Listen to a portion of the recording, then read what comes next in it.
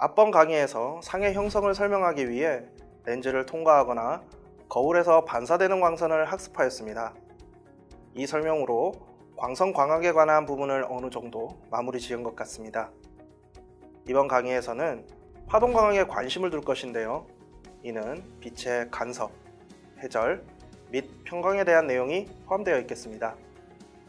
우리는 지난 11강과 12강에서 음파의 간섭에 대해 학습하였고, 이번 강의에서는 빛에서의 유사한 효과를 살펴볼 예정입니다. 오늘 학습 내용 중 간섭에 대한 논의는 상대론을 탐구하는 데 사용된 현대물리의 발전과 이어진 마이켈슨 간섭계의 개발 역사로 이어짐을 소개드리면서 제24강 파동광학 지금 시작하도록 하겠습니다. 오늘의 학습 목표입니다. 두 광원에서 나오는 광파의 간섭을 실험한 토마스 영의 관측을 통해 빛의 간섭 현상에 대해 학습해 보도록 하겠습니다. 아울러 간섭하는 파동이라는 분석 모형을 통해 1차원의 역학적 파동을 3차원 공간을 진행하는 빛에 적용해 보도록 하겠습니다. 또한 이중슬릿에 의한 간섭 무늬의 세기 분포를 수학적으로 분석해 보고, 마지막으로 반사에 의한 위상 변화 및 방막에서의 간섭, 그리고 마이켈스 간섭계에 대해 잠시 살펴보는 시간을 가지도록 하겠습니다.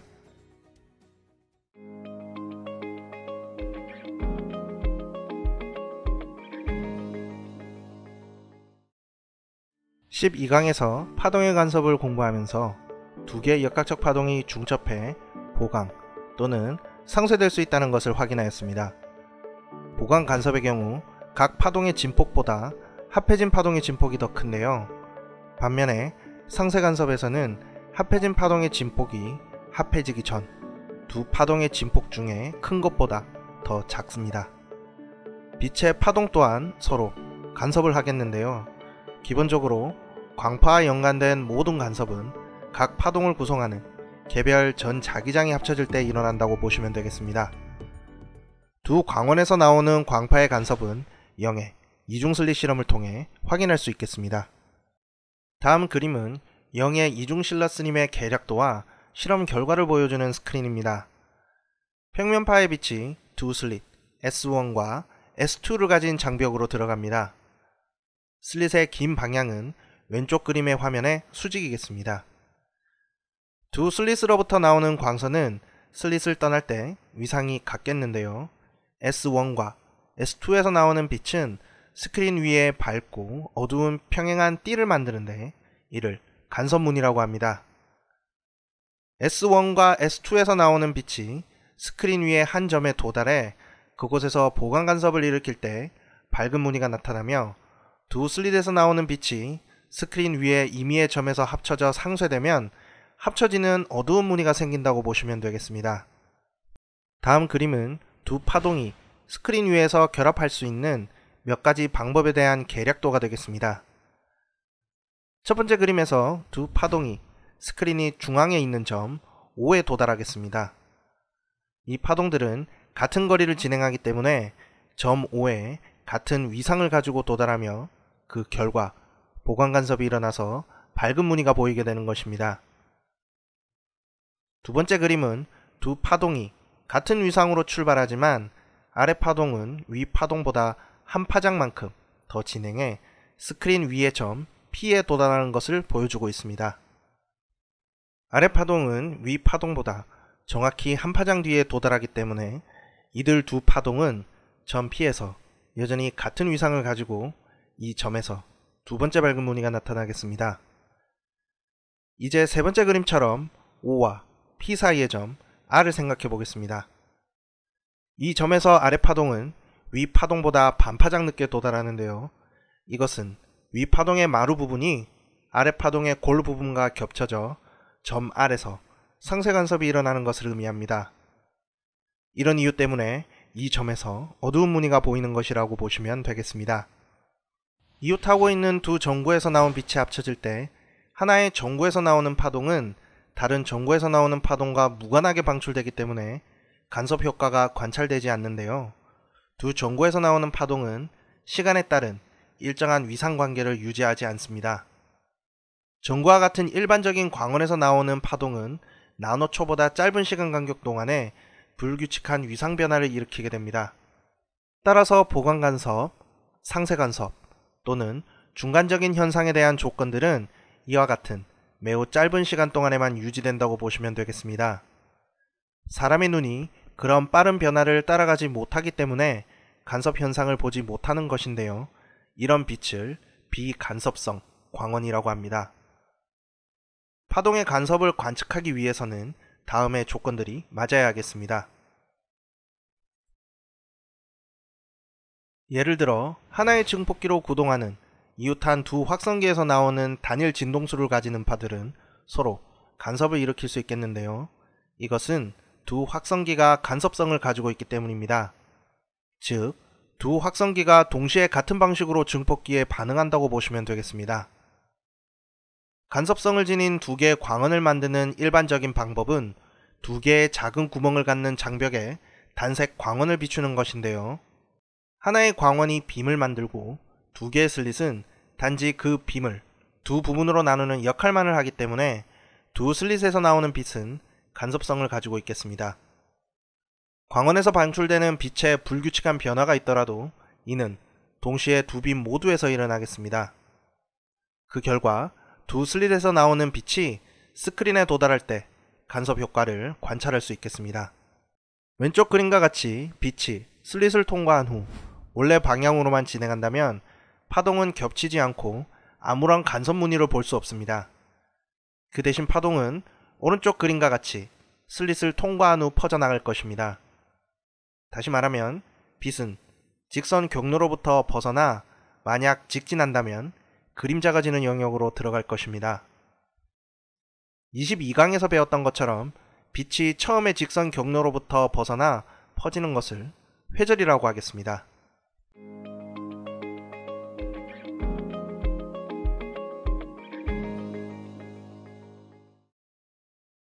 12강에서 줄에서의 파동의 중첩 원리를 학습하였는데요. 이로부터 1차원에서 간섭하는 파동의 분석 모형을 얻었습니다. 이것을 확장해서 2차원에서 간섭하는 광파의 분석 모형에 대해 알아보도록 하겠습니다. 다음 그림은 영의 이중 슬릿 실험을 계약적으로 보여주고 있습니다. 왼쪽 그림처럼 두 개의 슬릿 S1과 S2가 있는 장벽에서 수직으로 거리 L만큼 떨어진 곳에 스크린이 있다고 하겠습니다. 두 슬릿 사이의 간격은 D이고 광원은 단색광이라고 하겠습니다. 스크린의 중심 위쪽에 있는 임의의 점 P에 도달하기 위해서 아래쪽 슬릿에서 나온 파동은 위쪽 슬릿에서 나온 파동보다 더 멀리 진행해야 하겠습니다. 아래쪽 슬릿으로부터 나온 파동이 추가로 진행하는 거리를 경로차 델타라고 합니다. R1과 R2가 오른쪽 그림과 같이 평행이라고 가정한다면 델타는 다음과 같이 표현되겠습니다. 이 델타의 값은 두 파동이 점 P에 도달할 때 위상이 같은지를 결정하겠는데요. 델타가 0 또는 파장의 정수배이면 두 파동은 점 P에서 위상이 같고 보강 간섭이 일어나겠습니다. 따라서 점 P에서 밝은 무늬 또는 보강 간섭 조건은 다음과 같이 표현하겠습니다. 여기서 M은 차수라고 합니다. 보강 간섭이 일어나려면 두 슬릿으로부터 나오는 파동의 경로차가 파장의 정수배여야 하겠습니다. 세타 브라이트 이꼴 0인 중앙의 밝은 무늬를 0차 극대라고 하고 이것의 양옆에 처음으로 M 이꼴 플러스 마이너스 1로 나타나는 극대를 1차 극대라고 표현합니다. 델타가 2분의 람다의 홀수배이면 점 P에 도달하는 두 파동의 위상은 180도만큼 차이가 나서 상세 간섭이 일어나는데요. 따라서 점 P에서 어두운 무늬 또는 상세 간섭이 일어날 조건은 다음과 같이 표현하겠습니다. 이 식들로부터 무늬의 각 위치를 알 수 있겠습니다. 또한 무늬의 선 위치를 점 O에서 P까지의 거리로 표현하는 것이 유용하겠습니다. 왼쪽 그림의 삼각형 OPQ에서 탄젠트 세타는 L분의 Y임을 확인할 수 있습니다. 이 결과를 이용하면 밝고 어두운 무늬의 위치는 다음과 같이 표현할 수 있겠습니다. 여기서 세타 브라이트와 세타 다크는 보강 간섭과 상세 간섭 조건에서 구할 수 있겠습니다. 작은 세타에 대하여 간섭 무늬의 패턴은 중심 근처에서 선형적으로 변하게 되는데요. 이는 각도가 작을 경우 탄젠트 세타 값과 사인 세타 값이 근사할 것이고, 따라서 밝은 무늬의 위치는 y 브라이트 이꼴 L 곱하기 사인 세타 브라이트 값이 된다는 것을 증명할 수 있습니다. 보강 간섭 조건을 이용하면 다음과 같이 표현할 수 있겠습니다. 이 결과로 y 브라이트가 차수 m에 비례하고 작은 각도의 경우 간섭 무늬가 등 간격이라는 것을 알 수 있겠습니다. 마찬가지로 어두운 무늬의 경우는 다음과 같이 표현할 수 있겠습니다. 앞에서 밝은 무늬의 가장자리는 선명하지 않고 밝은 것에서 어두운 곳으로 서서히 변함을 확인할 수 있었는데요. 지금까지는 스크린 위에 밝고 어두운 무늬의 중심부 위치에 대해서만 알아보았습니다. 이번에는 이중 슬릿 간섭 무늬와 관련된 빛의 세기 분포에 대해 알아보도록 하겠습니다. 다음 그림처럼 두 슬릿에서 나오는 빛의 전기장을 분석하면 두 전기장의 크기는 다음과 같이 표현할 수 있겠습니다. 슬릿에서 두 파동의 위상이 같지만 P에서 이들의 위상차 파이는 경로차에 따라 달라지게 되겠습니다. 경로차 델타는 다음과 같이 표현되겠습니다. 여기서 위상차 파이와 경로차 델타에 대한 관계식을 통해 위상차 파이는 다음과 같이 다시 표현할 수 있겠습니다. 따라서 P 지점에서 만나는 두 전기장의 세기는 다음과 같이 쓸 수 있습니다. 여기서 코사인 항은 진폭을 뜻합니다. 빛의 세기는 전기장의 제곱에 비례하기 때문에 빛의 세기 I는 다음과 같습니다. 만일 세타 값이 작다면 사인 세타는 L분의 Y 값에 근사하기 때문에 빛의 세기는 다음과 같이 표현할 수 있겠습니다. 빛의 세기가 최대인 보강 간섭은 람다 곱하기 L분의 파이 dy 값이 파이의 정수배, 즉 y 이꼴 d분의 L 곱하기 m 람다일 때 일어나게 되고, 여기서 m은 차수가 되겠습니다. 그림은 빛의 세기대 d 사인 세타의 관계를 나타내고 있고, 이를 간섭 무늬의 사진과 비교한 것입니다. 오른쪽 그림은 다중 슬릿을 통과하는 빛의 경우 d 사인 세타 대 빛의 세기 분포를 보여주고 있습니다. 이 경우 간섭 무늬에는 주 극대와 2차 극대가 나타나게 됩니다. 슬릿이 3개인 경우 곡선의 높이를 측정하면 세기가 2의 제곱으로 변하기 때문에 주 극대가 2차 극대보다 9배 클 것입니다. n개의 슬릿의 경우 주 극대의 세기는 2차 극대의 세기보다 n의 제곱배 클 것이고, 즉 슬릿의 수가 많아지면 주 극대의 세기는 증가하고 너비는 좁아지는 반면 주 극대에 대한 2차 극대의 세기 비율은 감소한다고 보시면 되겠습니다. 또한 오른쪽 그림은 슬릿의 수가 많아지면 2차 극대의 수도 많아진다는 것을 보여주고 있습니다. 일반적으로 슬릿의 수를 n이라고 하면 주극대 사이에 2차 극대의 수는 n-2라고 보시면 되겠습니다. 두 개의 간섭 광원을 만드는 0의 방법은 하나의 광원으로 한 쌍의 슬릿을 비추는 것입니다. 한 개의 광원으로 간섭 무늬를 만들 수 있는 간단하지만 독특한 또 하나의 광학적 배열을 로이드 거울이라고 합니다. 다음 그림은 로이드 거울을 보여주고 있습니다. 점 광원을 거울 가까운 곳 S에 두고 거울과 직각을 이루는 스크린을 광원에서 어느 정도 거리를 두고 위치시킵니다. 빛의 파동은 S에서 P로 직접 가거나 거울에서 반사되어 가는 파란색 경로를 통해 스크린 위의 점 P에 도달하게 되겠습니다. 반사된 광선은 가상광원 S-에서 나오는 광선으로 다룰 수 있는데요. 결과적으로 이런 광학적 배열을 그림에서 파원 S와 S- 사이의 거리 D가 길이 D에 해당하는 이중 슬릿으로 생각할 수 있겠습니다. 따라서 두 개의 실제 간섭 광원의 경우와 마찬가지로 점 S와 S-에서 나오는 파동은 광원에서 먼 관찰점에 간섭 무늬를 형성하는 것을 기대할 수 있겠고, 실제로 간섭 무늬가 관찰되겠습니다. 하지만 두 개의 실제 간섭 광원에 의한 것과 비교해 볼 때 어둡고 밝은 무늬의 위치가 뒤바뀌게 되는데요. 이렇게 뒤바뀌는 현상은 간섭 광원 S와 S-의 위상이 180도만큼 차이가 있어야만 일어날 수 있겠습니다. 이것을 좀 더 살펴보기 위해 거울과 스크린이 만나는 점 P'를 생각해 보도록 하겠습니다. 이 점은 점 S와 S'로부터 같은 거리에 있겠습니다. 경로차에 의해서만 위상차가 생긴다면 점 P'에서는 밝은 무늬를 볼 수 있을 것이고, 이것은 이중슬릭 간섭 무늬에서 중앙의 밝은 무늬에 해당하겠습니다. 실제로는 점 P'에서 어두운 무늬를 보게 된다는 것이죠. 따라서 180도의 위상 변화는 거울에서의 반사에 의해 발생한다고 결론 지을 수 있겠습니다. 일반적으로 전자기판은 진행하고 있는 매질보다 큰 굴절률을 가진 매질에서 반사될 때 180도의 위상 변화가 생긴다고 보시면 되겠습니다. 다음 그림을 통해 반사된 광파와 잡아당겨진 줄에서 횡파의 반사 사이의 유사성을 살펴보도록 하겠습니다.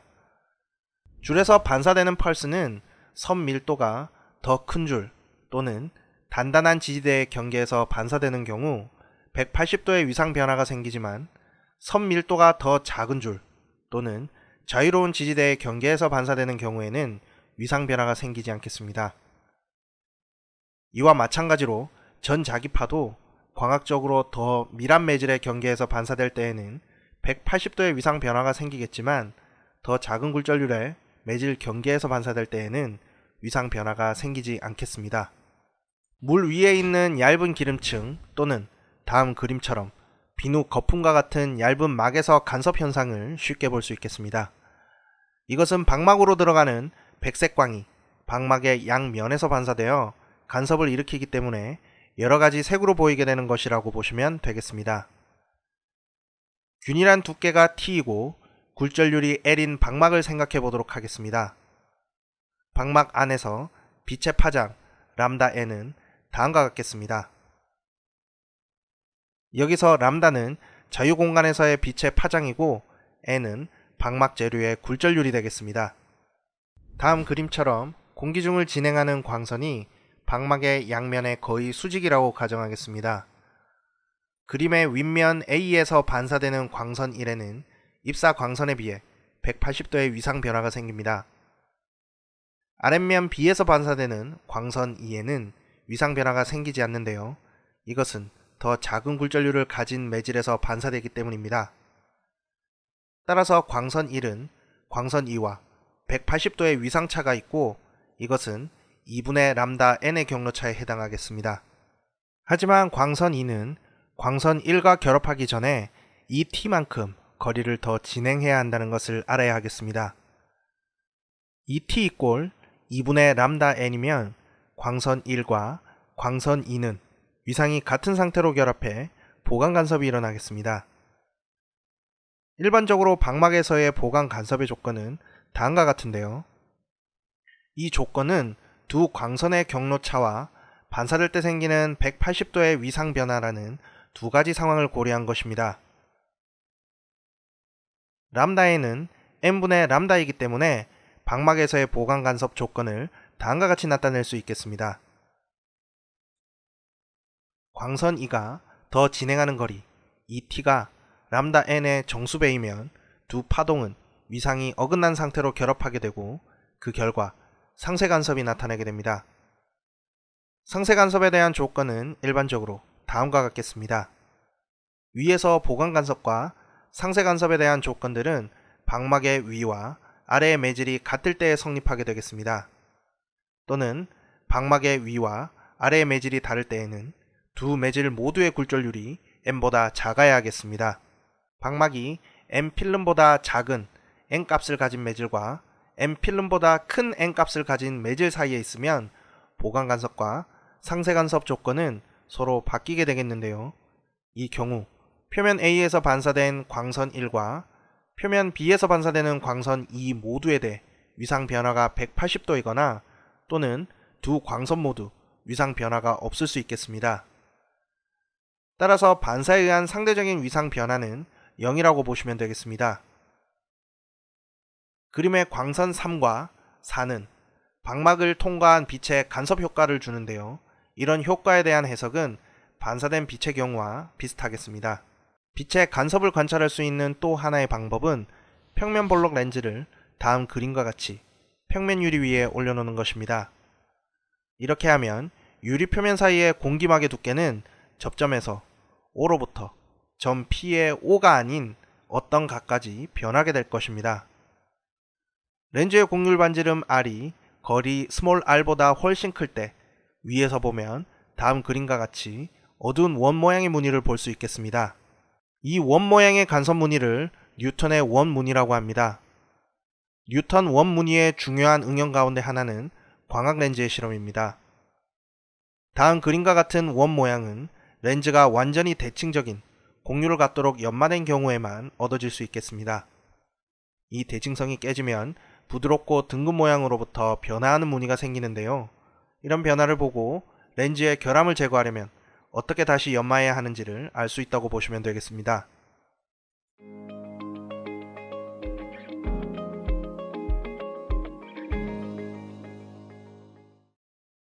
지금까지 반사, 방막에서의 간섭에 대해 학습하였습니다. 이번에는 지금까지 배운 것들을 종합한 마이켈슨 간섭계에 대해 알아보도록 하겠습니다. 마이켈슨 간섭계는 빔을 둘로 나눈 후 다시 합해 간섭 무늬를 만드는 장치입니다.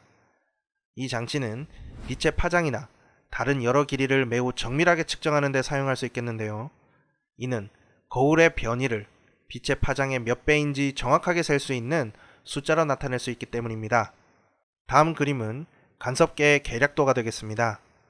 단색 광원에서 나오는 광선은 입사빔에 대해 45도 기울어져 있는 거울 M0에 의해 둘로 나누어지겠습니다. 빔 분리계라고 하는 거울 M0는 입사빔의 반은 통과시키고 나머지는 반사시키게 됩니다. 하나의 광선은 M0에서 거울 M1을 향해 수직 위로 반사되고 또 하나의 광선은 M0를 수평으로 통과해 거울 M2로 향하게 되는데요. 따라서 두 광선은 각각 L1과 L2의 거리를 진행하게 되겠습니다. 거울 M1과 M2에서 반사된 후 두 광선은 M0에서 합쳐져 간섭 무늬를 만들고 망원경으로 간섭 무늬를 관찰할 수 있겠습니다. 두 광선의 간섭 조건은 경로 차이에 의해 결정되는데요. 두 거울이 서로 정확하게 수직이면 간섭 무늬는 뉴턴의 원 무늬와 비슷하게 밝고 어두운 원 모양의 무늬를 만들겠습니다. M1을 움직일 때 움직이는 방향에 따라 간섭 무늬는 안으로 모이거나 밖으로 퍼져나가게 되겠습니다. 예를 들어 간섭 무늬의 중앙에 어두운 원이 나타나고 M1을 M0 쪽으로 4분의 람다만큼 움직이게 되면 경로차는 2분의 람다만큼 변하게 되겠습니다. 중앙에 어두웠던 원은 이제 밝은 원으로 되고 M1을 M0 쪽으로 4분의 람다만큼 더 움직이게 되면 밝은 원이 다시 어두운 원으로 되겠습니다. 따라서 M1을 4분의 람다만큼씩 움직일 때마다 간섭 무늬는 반 주기만큼 이동하게 되겠습니다. 이렇게 해서 M1의 움직인 거리를 알고 이동한 무늬의 수를 세어서 빛의 파장을 측정할 수 있고 파장을 정확하게 알면 거울이 움직인 거리를 파장 정도의 정밀도로 측정할 수 있겠습니다. 마이켈슨 간섭계의 응용으로 프리에 변한 적외선 분광학이 있습니다. 분광학은 시료에서 방출되는 빛의 파장 분포를 조사하는 것으로 시료 안의 원자 또는 분자의 특성을 규명하는 데 이용할 수 있겠습니다. 적외선 분광학은 유기분자를 분석하는 유기화학에서 특히 중요하겠습니다. 전통적인 분광학에서는 시료에서 나오는 복잡한 광학 신호에 들어있는 여러가지 파장을 다른 각도로 퍼지게 하는 프리즘이나 회절 격자와 같은 광학 소자를 이용하는데요. 이런 방법으로 신호 속의 여러가지 파장과 세기를 결정할 수 있겠습니다. 이와 같은 장치는 방출된 빛을 여러 각도에서 훑으며 측정해야 하기 때문에 분해능과 효율성에 제한을 받게 됩니다. 보통의 분광기로는 30분 정도 걸리는 고분해 분광을 프리에 변한 적외선 분광학 기술을 이용하면 1초 정도에 얻을 수 있겠습니다. 이 기술은 시료에서 나오는 방사광을 마이켈슨 간섭계로 입사시키고 움직일 수 있는 거울을 조절하여 경로차가 0이 되도록 한 후 거울 위치를 이동하면서 관측점에서 방사광의 세기를 기록합니다. 그 결과는 인터페로그램이라고 불리는 거울 위치의 함수로 빛의 세기를 기록한 복잡한 자료로 주어지게 되겠습니다. 거울 위치와 특정한 파장의 빛의 세기 사이에는 연관성이 있기 때문에 간섭 무늬는 신호에 들어있는 모든 파장에 대한 정보를 가지고 있다고 보시면 되겠습니다. 인터페로그램은 컴퓨터를 사용하여 분석하고 프리의 변환이라는 과정을 통해 개별 파장 성분을 얻을 수 있겠습니다. 프리의 변환 적외선 분광학 말고도 레이저 간섭계 중력파 관측소 또한 마이켈슨 간섭계의 응용 중 하나가 되겠습니다. 레이저 간섭계 중력파 관측소는 아인슈타인의 일반 상대성 이론에서 예측한 중력파를 측정할 수 있습니다. 중력파는 쌍성의 질량 중심 주위에서의 회전과 같은 주기적이고 예측 가능하거나 무거운 별의 초신성 폭발과 같은 예측 불가능한 중력의 교란이 일어나는 곳으로부터 퍼져나오게 되는데요. 아인슈타인의 이론에서 중력은 공간의 찌그러짐과 동등하겠습니다. 따라서 중력의 교란은 역학적 파동 또는 전자기 파동과 같은 방식으로 우주로 전파되는 추가적인 공간의 찌그러짐을 발생시키게 되겠습니다. 교란으로부터 발생하는 중력파가 지구를 지나갈 때 국소적인 공간에 찌그러짐이 생기게 되는데요. 레이저 간섭계 중력파 관측 장치는 이런 찌그러짐을 검출할 수 있도록 설계되었습니다. 이 장치는 레이저를 이용하고 경로 길이가 수 킬로미터에 이르는 마이켈슨 간섭계를 사용하고 있습니다. 간섭계의 한쪽 팔 끝에는 거울이 거대한 진자에 매달려 있는데요. 중력파가 지나가면 진자에 달린 거울이 움직이게 되고 간섭 무늬가 변하게 되겠습니다. 중력파의 동시 측정을 위해 미국 내 두 지역에 두 개의 간섭계가 건설되었습니다. 다음 그림은 워싱턴 지역의 사진으로 마이켈슨 간섭계의 두 팔을 보여주고 있습니다. 매우 약한 중력파를 탐지하는 데 어려움이 있음에도 불구하고 워싱턴과 루이지애나의 관측소에서 모두 중력파를 관측했습니다. 분석 결과 이 중력파는 약 10억 광년 떨어진 곳에서 서로 빠르게 돌면서 합쳐진 두 개의 무거운 블랙홀에서 오는 것임을 알게 되었습니다. 합체되는 과정에서 태양 질량의 3배만큼의 에너지가 중력파 형태로 방출했다고 보시면 되겠습니다. 이 사건의 최대 방출 일률은 관측 가능한 전체 우주 일률의 약 50배로 추산하고 있습니다.